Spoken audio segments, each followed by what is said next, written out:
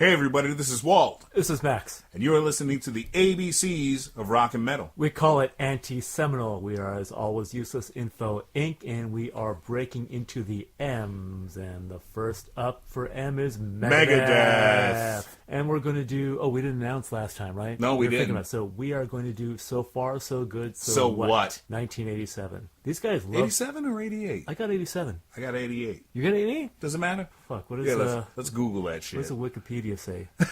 Oh, yeah, no, I think you're right. 88. Yeah. Okay. I got it from some bad source. Okay, cool. These guys love punctuation in their album titles. Oh, yeah.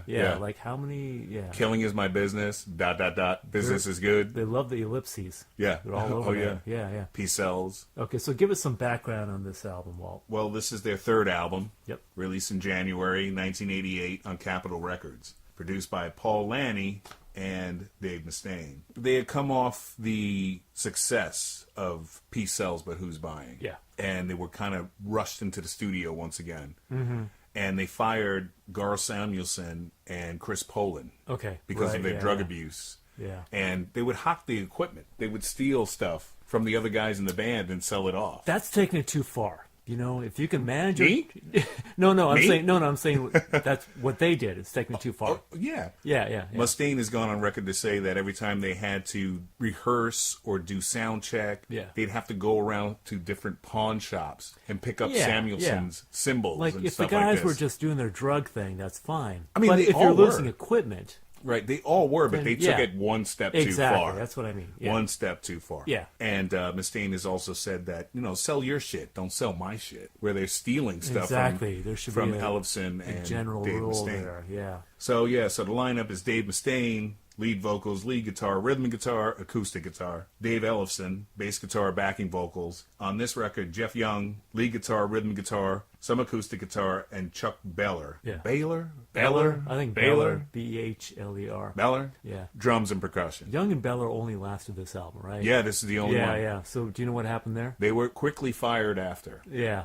They were kind of just stand-in guys. Yeah. Quick fix for this record. Yeah. But Beller was a drum tech. Okay. That's why he got the job. So this lineup only happened for this album? Yeah. Yeah. Okay. Yep. Interesting. There's not a whole lot to say about the record behind-the-scenes-wise. Yeah. Which is sad. I've tried to find out more information about it, but there's not a whole lot. Yeah, I didn't get a lot either. There's not a whole lot out there about it. Yeah, there just isn't. It was critically received well when it came out, and I think it charted in the top 30 on the Billboard back in the day when they had those charts. I don't know if they still do, but it did well. But as time has gone on, fans have kind of shit on the record a little bit. Fans and critics as well. As time has gone on. It seems like it's really overshadowed by the album before, and of course the one after, Rust in Peace. Rust in Peace, which are the really big ones. Yeah, which is sad because I feel like this was just an in-between record where Mustaine was experimenting a little bit. Yeah. A little bit. And he kind of refined his own sound.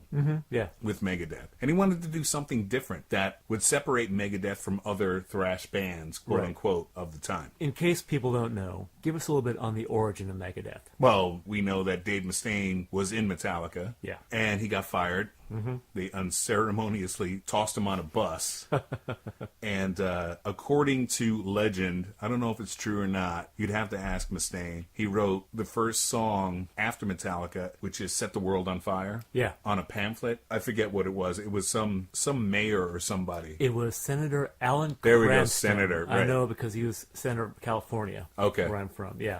So he wrote the lyrics on that pamphlet. Also, in that same pamphlet, the senator talked about Megadeth. The arsenal of Megadeth can't be rid. Right. Is a line I saw. Yeah. Which is the measure of how many people would be killed by a nuclear bomb. Exactly. So he decided to name the band Megadeth. Yeah, that's just a word that was dying for a band name. Yeah. For a band to take it over. And it's not D-E-A-T-H. It's D-E-T-H. This is an embarrassing confession, but I only just realized that like 20 minutes ago.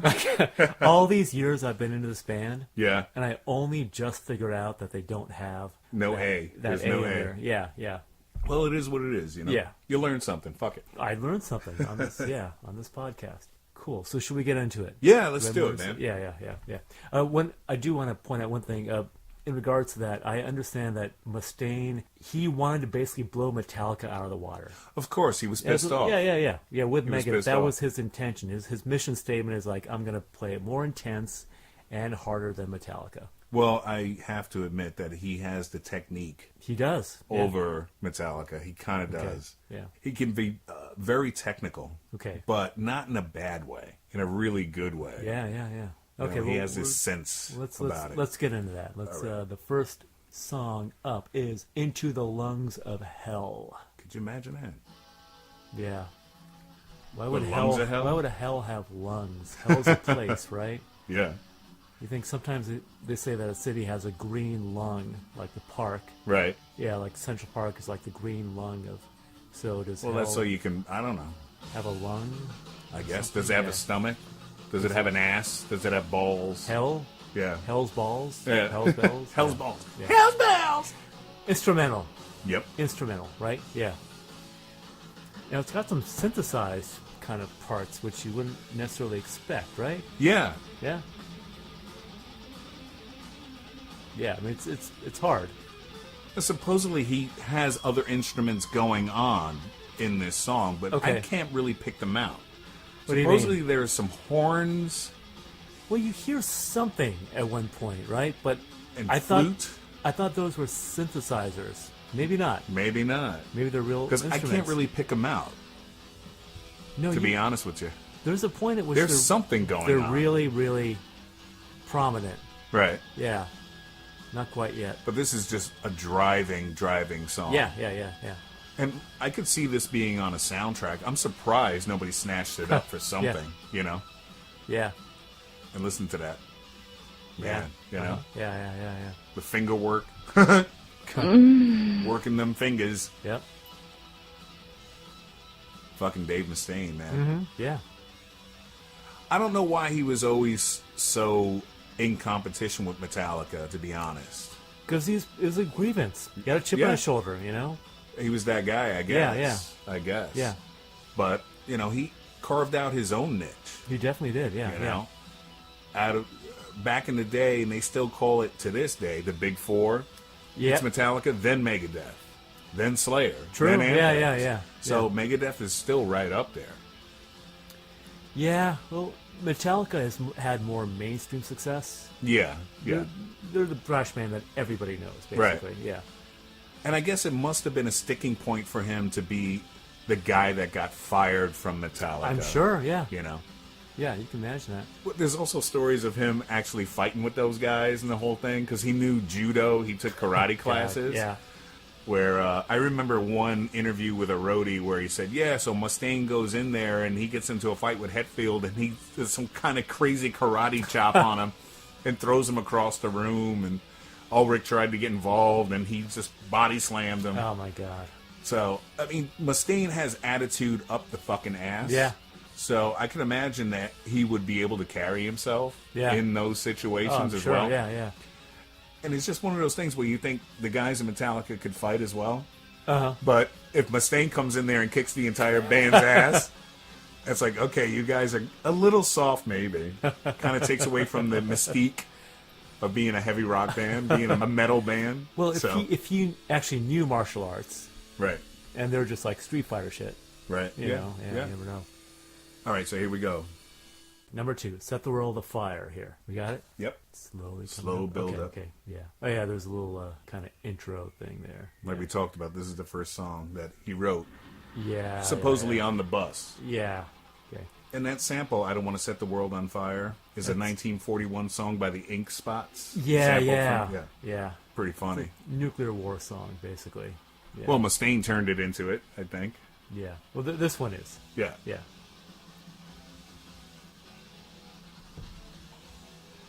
Got a long instrumental lead in. Yeah. Yeah. It's pretty cool, though. I mean, Yeah. it's not as polished as Peace Sells. No. And But I it's really think not that- as much as Rust in Peace. Oh, yeah, which Rust is in Peace much is... more. Yeah. Yeah, Rust in Peace is complex. Exactly. Yeah. That's kind of one of the more proggy efforts. Yeah. Yeah. I would go with that. Yeah. For me, it has more of a punk aesthetic. This overall album? The overall album. Okay. The feel and the whole thing, the production. It feels a little dirty. Okay. Especially after Rust in Peace. Rust in Peace was a little bit more produced than this. Would you say that this is akin to their first album? In terms of Not that kind of rawness, no? Not necessarily. Okay. Killing Is My Business still had a punk attitude to it. Okay. But it was a lot more metal than this record. Okay. For me. All right, sure. This has a kind of a, like I said, looseness, dirtiness to it, this record. And that's why I thought it was a good choice for an anti-seminal record by Megadeth. Yeah. Because everybody's going to say either Killing or Peace or Rust. Oh, yeah. Absolutely. You know? Yeah. So. Yeah, those are the big three. Yeah. Yeah. And he's still got those nasally vocals, though. Yeah. What's your thought on that? You know what? It took me a minute when I was younger to get used to Mustaine's vocals. Yeah. It did. But once I did, I couldn't see anyone else doing the vocal parts on a Megadeth song or in the band. There are certain songs where he kind of loses me with the vocals. Yeah. But, yeah, overall, when it does the, whoa! Yeah, it's like a Jerry Lewis kind of. Yeah, exactly. Yeah. Long scream. Yeah. But he's got this other idea. See, what he does, too, he's not afraid to put effects on his vocals. Sure, okay. Which is great, and I think that works with a lot of what he's done with Megadeth. Yeah. You know? Okay. And also, like I said, he has that fucking attitude, that snotty punk-type attitude. Mm-hmm. Yeah. Which I really dig. Okay. All right, next up. Just gotta wait for that. Joke! Nice. Yeah. Okay, so speaking of punk, track number 3 is a Sex Pistols cover, Anarchy in the UK. Yep. Yeah. What do you think of this cover? Okay. All right. So, I think in many ways, the appeal of thrash metal is that it takes that intense energy of punk rock and kicks it up a few notches. Yeah. You know, in some ways. However, I don't feel like this cover is as intense as the original. No, it feels of course not. sluggish. Of course not. You know what I mean? Well, it's the Sex Pistols we're talking about. I don't feel like they really made this tune their own. Even though I know that they perform this frequently in concert. Yeah. But, this version at least, the studio version, I just don't feel it has that power, that intensity. Right, right. You know what I mean? It's almost by the numbers, too. Yeah, exactly. And I honestly think covers have never been Megadeth's strong suit. Yeah. I mean, you look at Killing Is My Business, they do These Boots. Yeah, exactly. It's horrible. Yeah. I mean, and then Ain't Superstitious on Peace Sells. Yeah. And it's not saying a whole lot, and no diss to Megadeth, but this is probably the better cover that they've done. Okay. Well, they got Steve Jones on it. Exactly. That's cool. So, that's the thing. Yeah, he did one of the guitar solos. That is cool. Yeah. You know, they harangued him into the studio, and I remember Mustaine saying that he walks in there and he says, "Okay, I need $500 and some suction." And he's like, "Well, don't look at us. Here's your money, and here's a phone book." But you can tell right there that that's Steve Jones, right there. Yeah. That's him. Yeah. Certain songs you should just not cover. Yeah, that's my feeling. Now, I get what he was doing at the time because of all the censorship in America at the time with American music. So what does this have to do with that, you think? Because he kind of changes the lyric to Anarchy in the U.S., and I mean, the Pistols were banned in the U.S. for a while, if you remember back. Yeah. So I could see why he felt like he wanted to do this cover. It could also be, I could be wrong, it could also be filler. Like, let's just do another cover, because we only got 7 songs. And what's interesting is that he later self-censored by no longer performing this song. Right. When he got Christian. Right. Because he's not going to sing about being an Antichrist. Right. So, yeah. Is he still Christian? Because he was always into the occult. I don't. Who can tell what he's into in any given day? But he did have a period, right? I think so. Yeah, I think you're right. He completely did. Yeah. I think it's part of the whole program, the 13 steps and the whole thing. Sometimes people, exactly. if you're giving up drugs and drink, you kind of turn to the Lord, so to speak. So he was probably the last person I thought would, with all his satanic lyrics and stuff like this, would go that way. But what are you going to do? Yeah, exactly. Okay, next up we have Mary Jane. It's not slang, it's the name of a song. I always thought it was about weed, but it's not. It's about a witch who's buried alive. Yeah, right? yeah. Yeah, whose name was Mary Jane. Yeah. Yeah. I always thought it was about weed when I was younger. I thought it was Mary Jane. When I was younger, I thought every song was about weed, quite honestly. This one's surprisingly melodic. Yeah, yeah. Right? Yeah. There's something. It's got this nice sweeping vocal. It's very tuneful, yeah. Everything that they're doing with the intro, especially, it's got the echo, very sweeping. Then we're kind of lulled into the next part right here. Yeah. Yes. Which is like climbing a ladder almost. Mm-hmm. Yeah. But I should have known it's Mustaine that he would be talking about a witch. Yeah. Or something like that. Because he was so into the occult back then.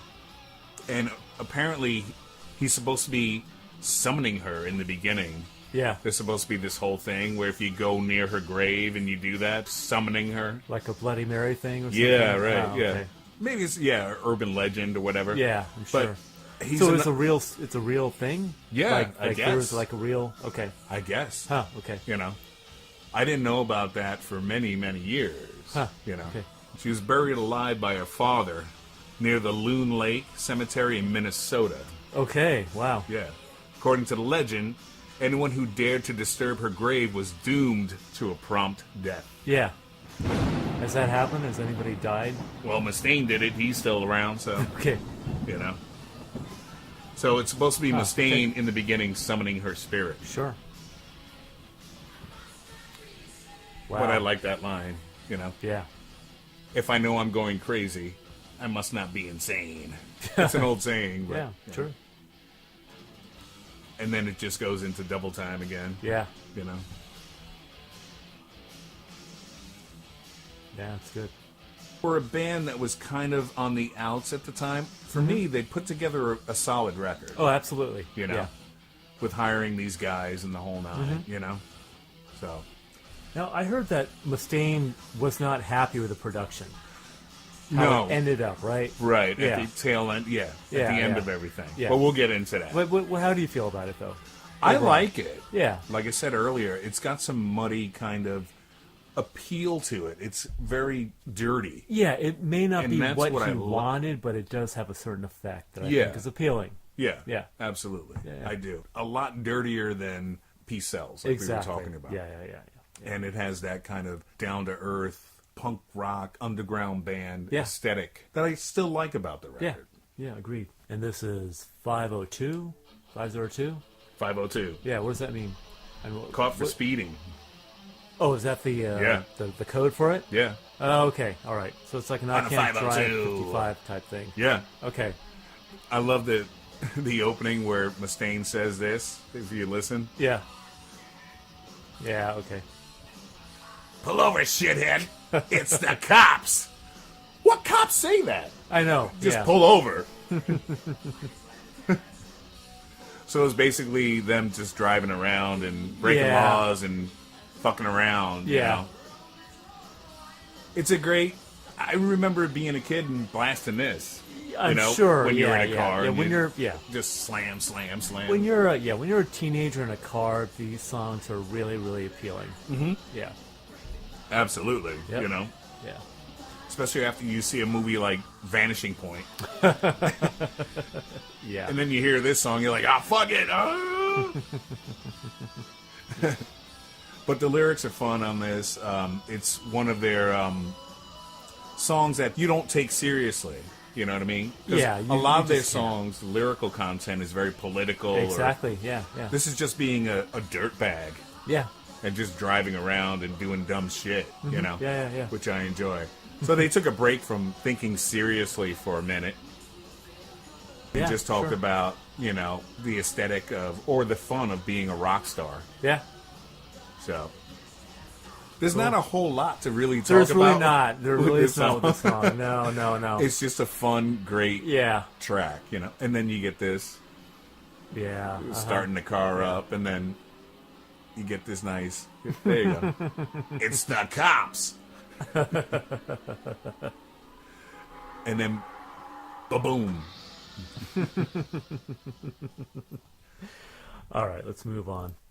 So this next song actually is quite serious. Yes. It's called In My Darkest Hour. So what prompted this one, Walt? The death of Cliff Burton. Exactly. And Metallica Mustaine, bassist. yeah, and Mustaine heard about it through word of mouth. The guys in the band didn't call him or anything, That's which is messed kind up. of it's kind of really shitty. messed up, yeah. And he felt really, really bad about it because he was friends with Cliff and the whole nine. Yeah. So, but so he wrote this kind of on the spot. I understand that once he got the news, he started to cry. He bought some heroin and he wrote the song. Yeah, well, that's Mustaine. It's the stages of grief if you're a rock star, I guess, right? Yeah. I don't know about the heroin part, but you know, I would have just bought a fucking 24-pack of beer and just got stupid. Yeah. Maybe some weed. I don't know. But yeah, it happened in Europe where Cliff Burton was killed in the bus crash. Right. Yeah. And he was sleeping in a bunk that, funny enough, Kirk Hammett was supposed to sleep in. Oh my God. And Cliff muscled him out of that bunk. He wanted that bunk. Yeah. And when the bus tipped over, Cliff went flying out the window, and the bus crushed him. So horrible. So it was the tour bus, basically. Yeah, tour bus. Yeah, tour bus. Yeah. So it's fucked up, you know. Yeah.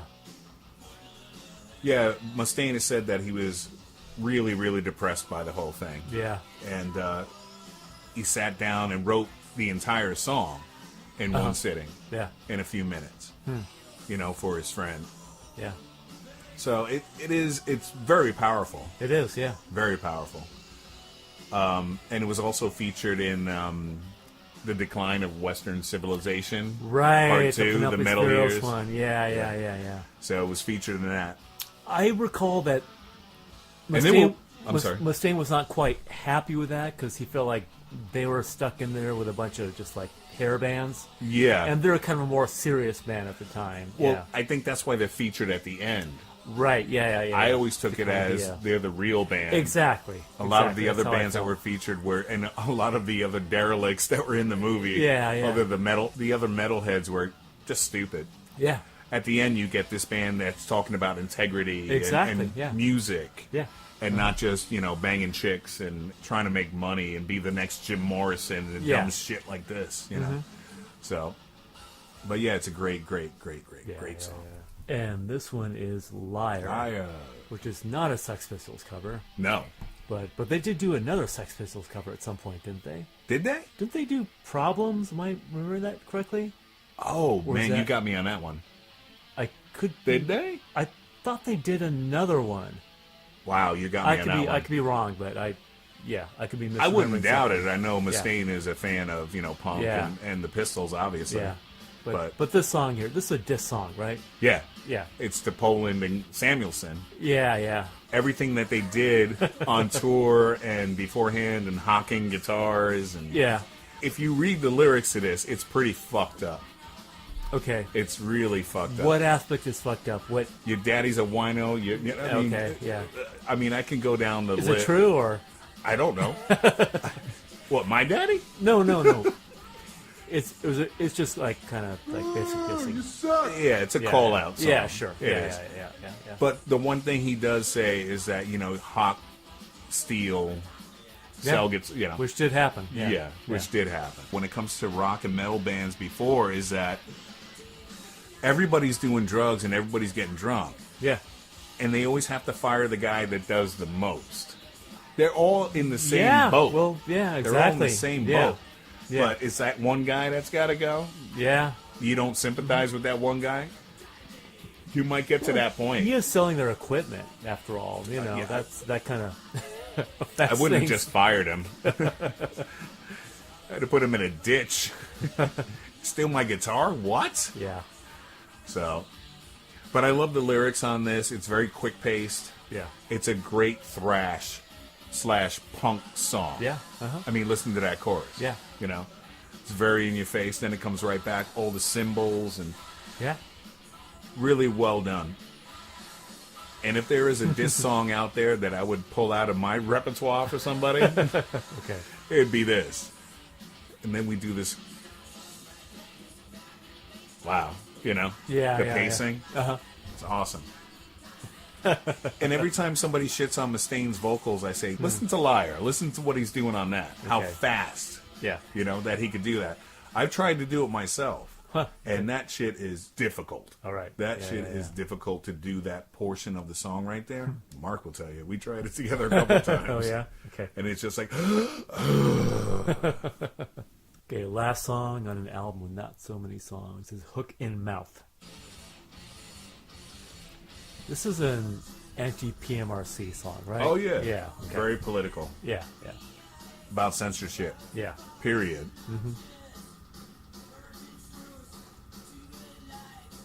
What do you got in this one? Well, Mustaine wanted to write it because he saw what was happening with the PMRC Yeah. and people trying to fuck with your freedom of speech, especially if you're an artist. Yeah. And I think this was probably one of the records around that time that was slapped with the explicit lyrical content before they came up with the iconic parental Yeah. guidance thing. Huh, okay. See, we got the CD in front of us right now. That's the old one, Oh, right, okay. Yeah, where it yeah. was just on the back of it. Yeah. Explicit all right. lyrics, parental advisor. Okay, Then they started putting it on the front okay. of every Right, album. yeah, yeah. And they couldn't have helped artists more I know, exactly. by doing that That sells shit. albums, come Yeah. on. I'll say it to this day. 'Cause Yeah, I would try bands that just had that sticker for Yeah. no reason. yeah. I want to check out what they're doing. Yeah. Because it's probably fucking cool rock and roll. Yeah. You know, cool metal. It's probably some good shit. But yeah, Mustaine was always inclined to write politically, which I really enjoy about... That's what I really enjoy about Mustaine. Uh-huh, yeah, yeah. You know, That's the his guy thing. has a mind on him. Yeah, And he and will... in him, too. I hope so. Yeah. He's been one of those metal guys where when I was younger, you listen to the lyrics or you read the lyrics, and then you'll break out a dictionary. What does that mean? Okay. What does that word mean? Yeah. So he's made his listeners think, or at least me, Okay. think a little Yeah, yeah. bit about being politically active, about big words, Yeah. and intense guitar solos that just shred your ass off. Yeah, like this one. You know, yeah. You know, it's like taking a cheese grater to your nuts. Okay. It's just incredible. You Good know? image. It just sounds like it would hurt to play that. Yeah. But he makes it look fucking easy. You know? Yeah. Which is incredible. So, I can't say enough Yeah. about Mustaine's playing, you know? There you go, the PMRC. Yep. All right. Well, so let's do some retrospective discussion on this album. You know what time it is, right? Gun to the head. It's Gun to the Head. Gun to the head! Thank you. What is your top song? Oh, Gun to the Head on this album. Jesus Christ. I hate this fucking goddamn portion of the podcast. Of your own I podcast. did, yeah, I hate my own fucking...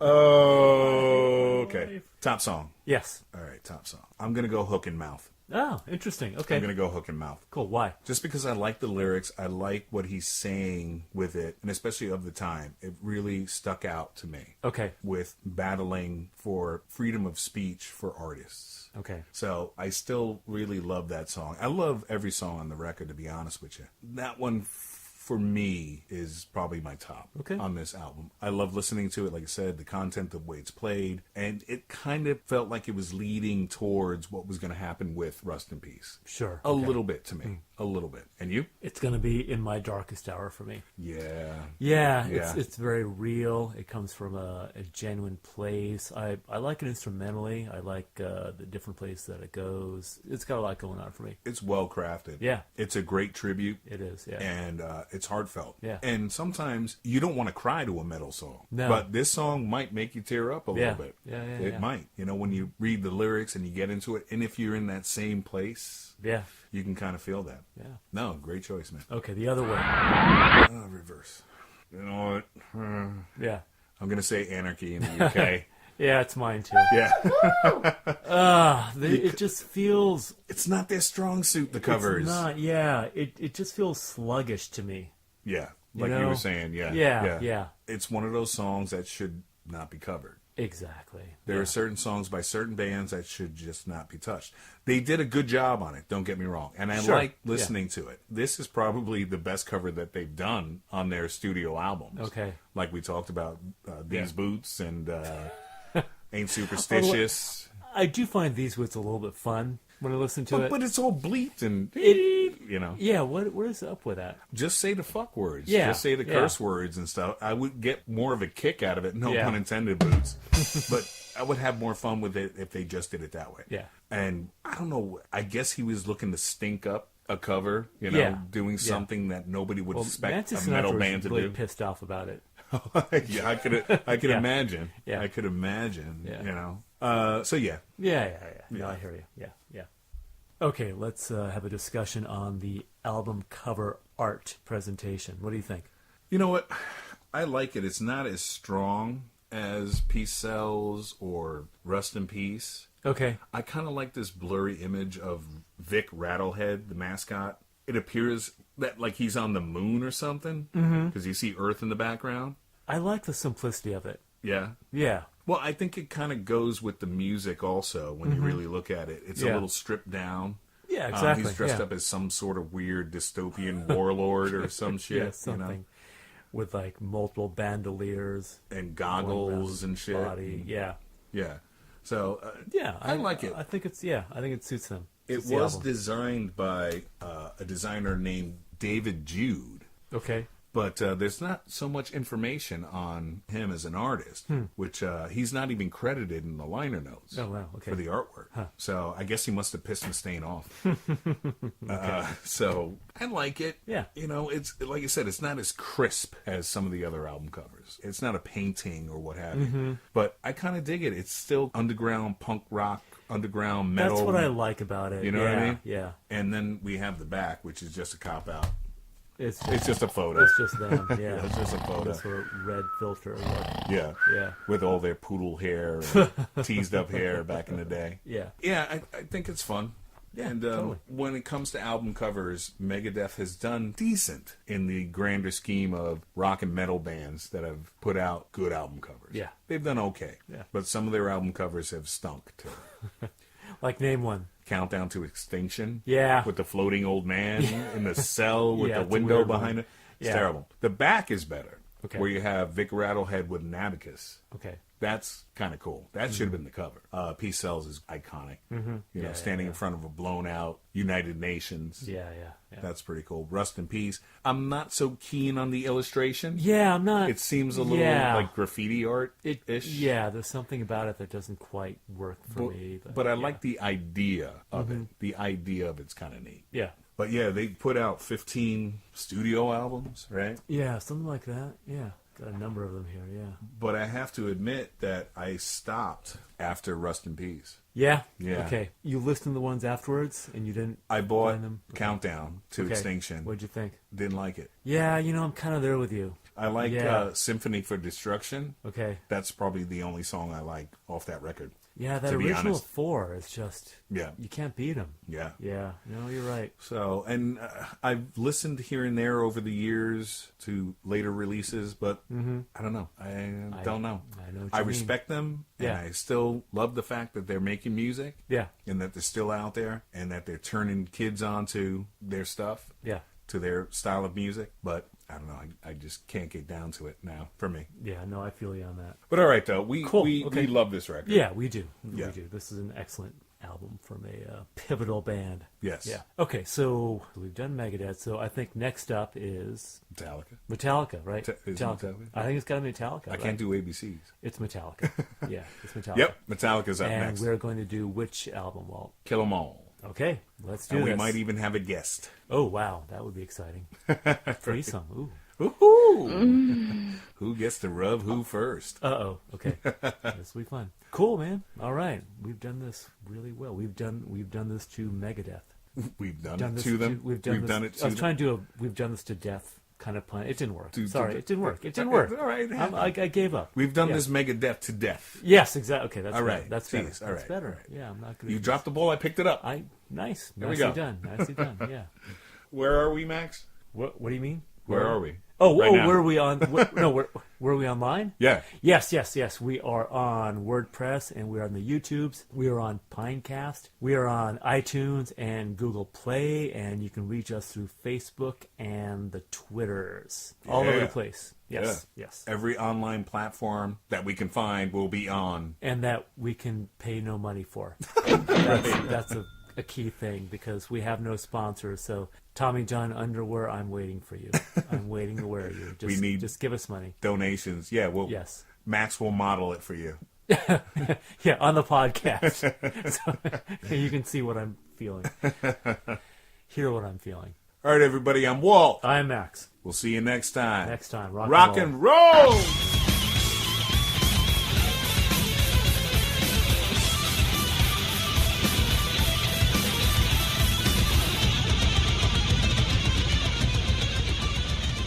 I see who you are with the laser, you little dickhead. Oh, aren't you so cool? Yeah, I saved all my allowance from Mommy to go buy a laser so I could shine it at Dave. I bet you're probably still a virgin, aren't you, Peckeroid?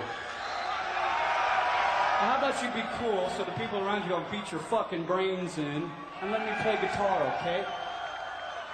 Thank you.